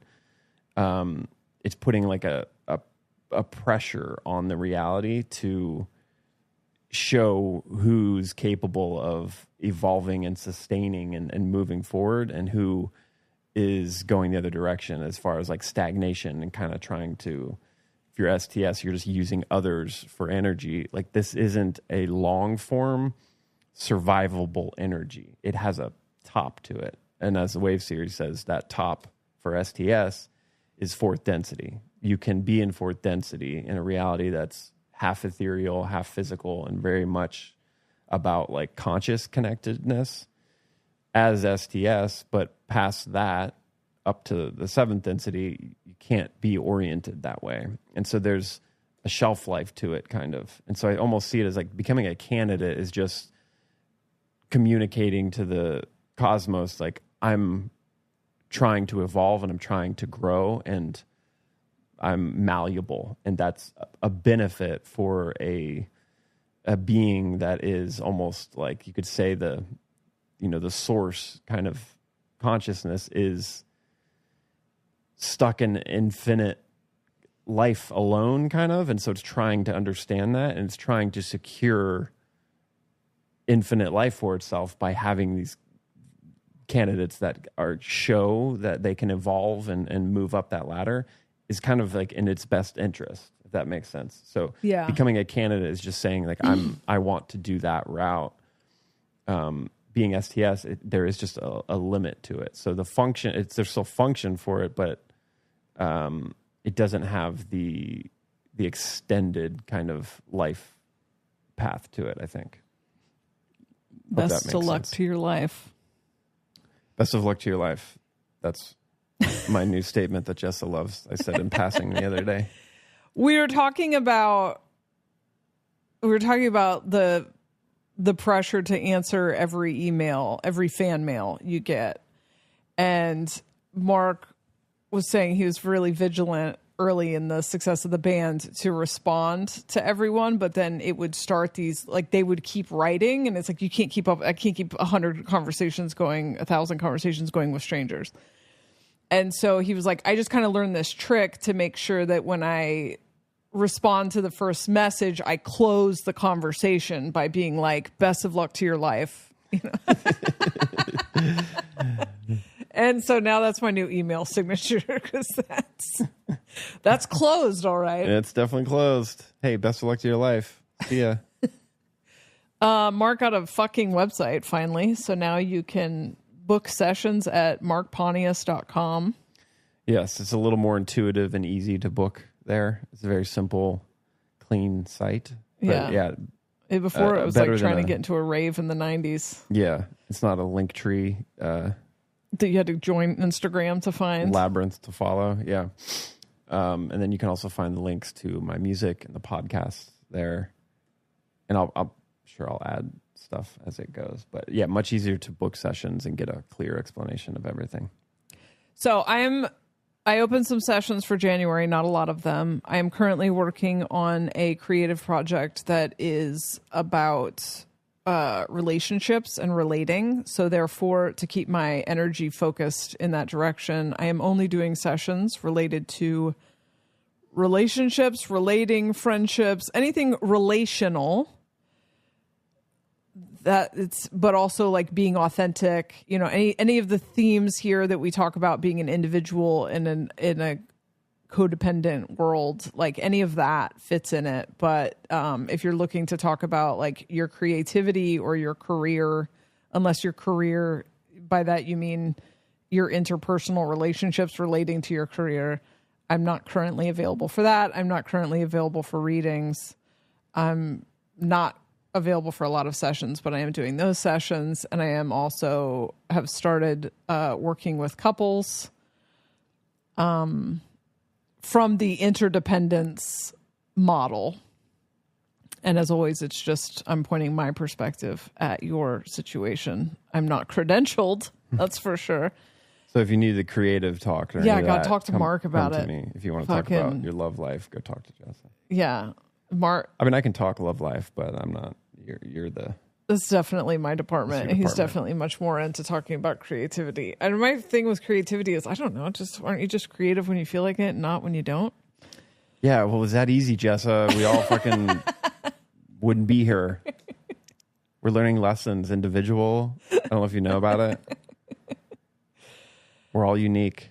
JessaReed.com for me. I also have a Patreon. I guess this podcast now has listeners that are not legacy listeners of past bullshit we've done. So I have a Patreon where you can listen to more of my bullshit, 5 years worth. The Legacy Library. $5 tier is podcasts. $10 tier, I do energy readings, or just like a general reading for the group. $20 tier, I do a live reading where you can ask your questions. If you're trying to get a reading out of me, that's probably the place to be. And then I teach classes of just like random things that I'm obsessed with. So sometimes I'm talking about, I guess last month was like supplements. Sometimes I'm talking about like astrology 101. And then that tier also has, the $20 tier used to be deep dives. And so every person I ever had on the podcast to talk about something, I would then do a live stream deep dive with them. So there's years of those in there. And then there's a $100 tier, which is like Zooms, and you don't need that tier. And then I have a Patreon that's free that I just started, but I'll eventually be doing more. I've done 2 on there. One about just good books that I've read. The other one was music focused, like towards music producers, is kind of cool AI tools that I've found, and just a little bit of like studio workflow is on there. It's all free, but I'm primarily using it just to do lives whenever I feel like it about whatever I'm into. I'm sure I'll develop it in the future. But I do think Patreon is the future. I think if they could find a way 100%. To turn that into a more functional social media app. Yeah, they're trying to. They're like trying to make moves. They have all the, like, you can start little chats with your group. You can do, yeah, they're slowly moving towards that. I agree, though. I think the subscription model is for like content creators is a huge door opener. And just being like, where's all your stuff? Like, where do you create all your stuff? Like, let's go back to like a MySpace almost. Yeah. Of like, I also have a free tier on the Patreon, which if the energy shifts, or I put stuff on there. Now that we're doing Projector on the Flail, I don't really put podcasts on there anymore because I feel like I'm podcasting all the time anyway, but I put energy updates and stuff like that up there. And yeah, it's a good place to keep track of what I'm doing. All right, well, that was a self-promotion for 2024. Maybe we'll just do that once a year. All right, well, hopefully this one doesn't suck because it's going out. Goodbye. Love you, bye.